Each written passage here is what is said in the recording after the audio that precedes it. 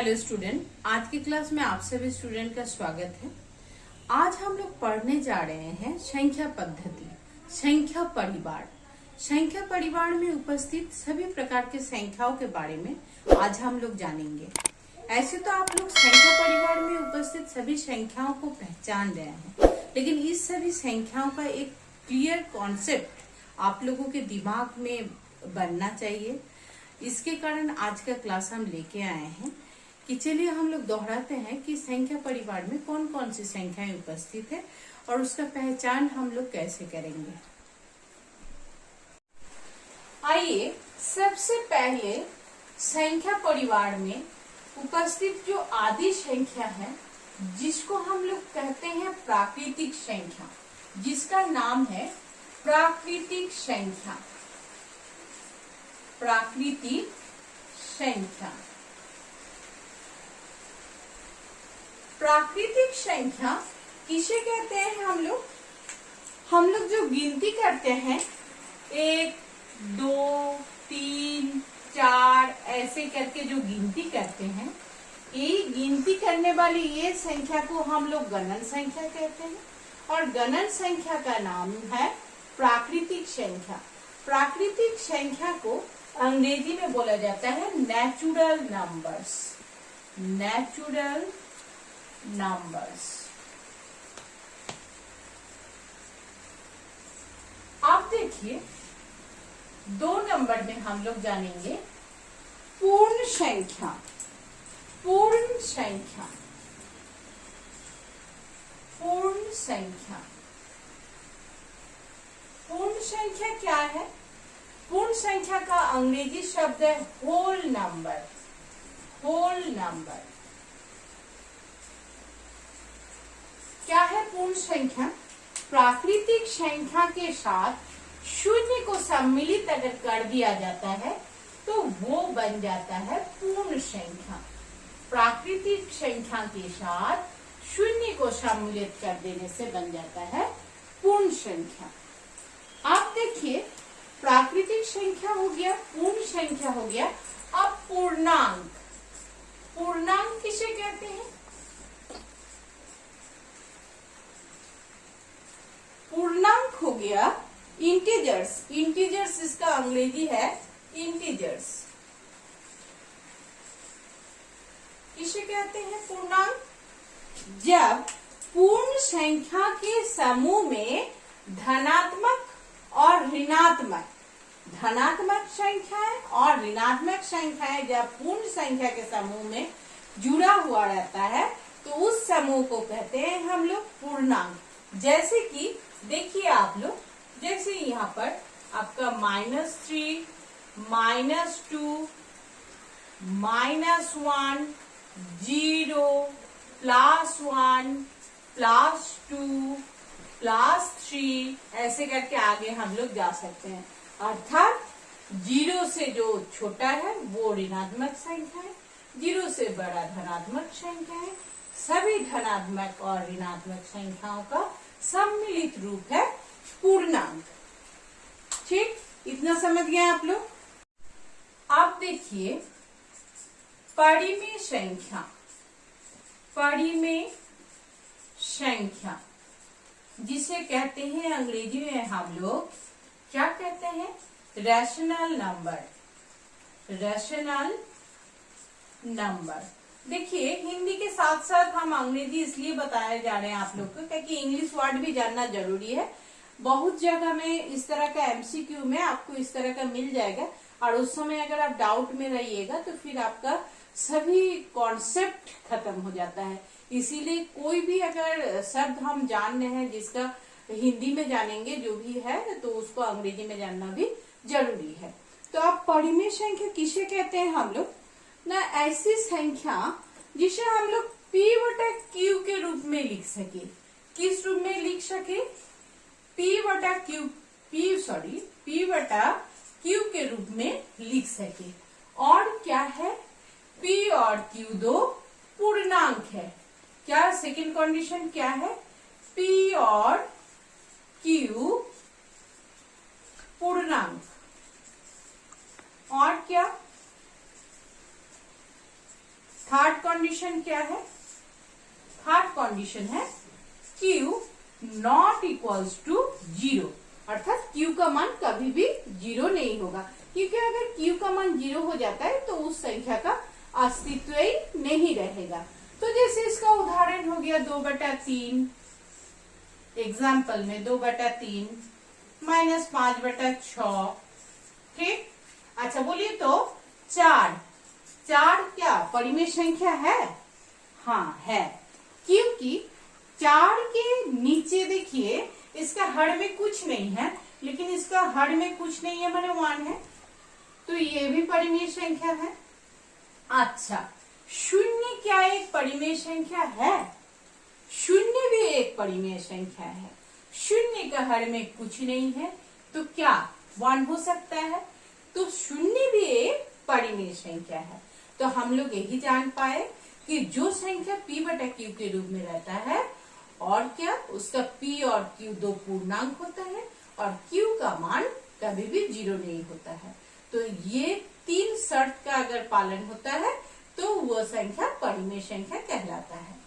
अब देखिए अपरिमेय संख्या, अपरिमेय संख्या, अपरिमेय संख्या क्या होगा? अपरिमेय संख्या क्या होगा? अपरिमेय संख्या जिसका इंग्लिश वर्ड है इर्रेशनल, इर्रेशनल नंबर,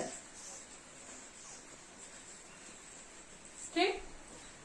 तो अर्थात इसमें क्या हो गया, समझ गए आप लोग कि जब परिमेय p/q के रूप में होगा तो अपरिमेय संख्या p/q के रूप में नहीं होगा, p और q पूर्णांक नहीं होगा, q का मान 0 नहीं होगा, ये तीनों शर्त जब अनुपालन नहीं होगा तो अपरिमेय संख्या होगा।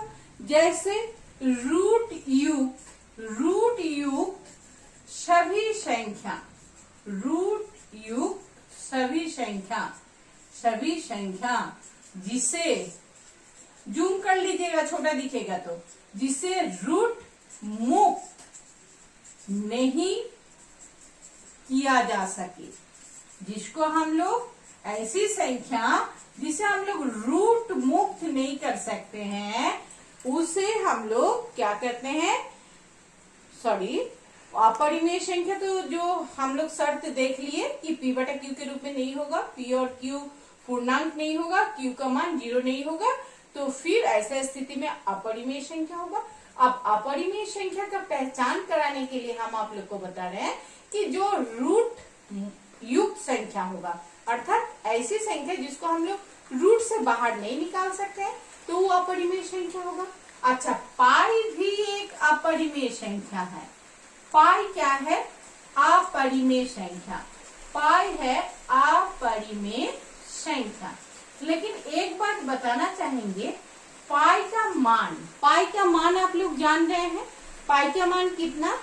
पाई का मान क्या है? 22/7।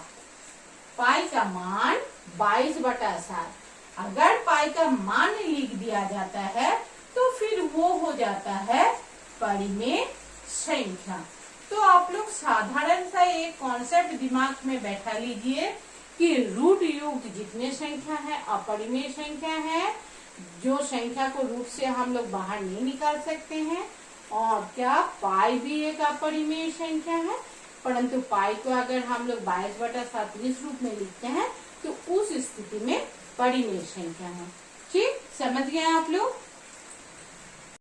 देखिए अब हम लोग जानेंगे सम संख्या।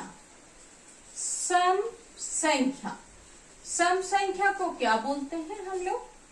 Even number. इवन नंबर किसे कहते हैं? सम संख्या ऐसी संख्या जो 2 से भाग जाती है। तो 2 से भाग जाने वाली संख्याएं होती है सम संख्या। जैसे 2, 4, 6, 8, 10, अर्थात क्या 2 से भाग, जूम कर लीजिएगा अगर छोटा दिखेगा तो, भाग जाने वाली संख्याएं, ये होता है सम संख्या। ठीक। अब आइए विषम संख्या, सम के साथ साथ उसके बाद विषम संख्या। विषम संख्या क्या होता है?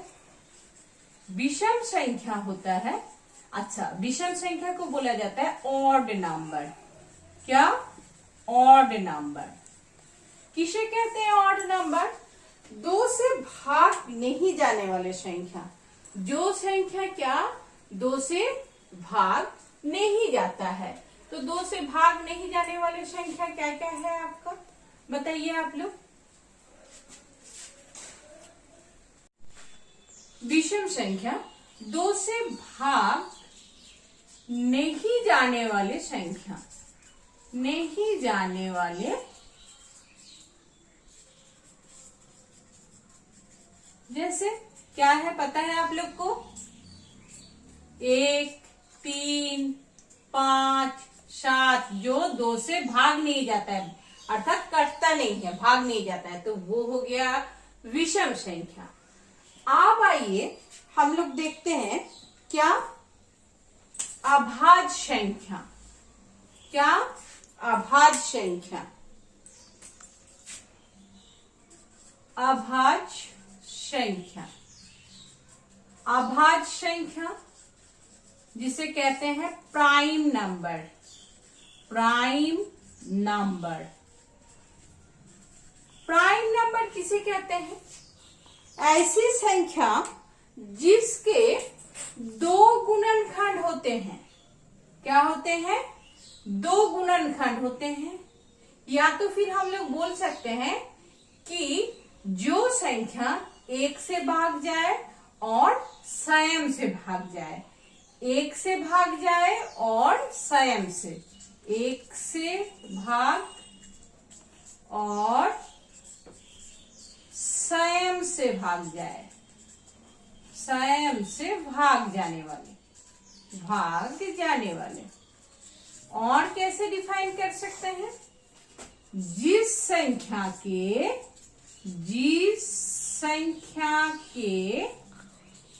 के केवल दो गुणनखंड हो, दो गुणनखंड हो।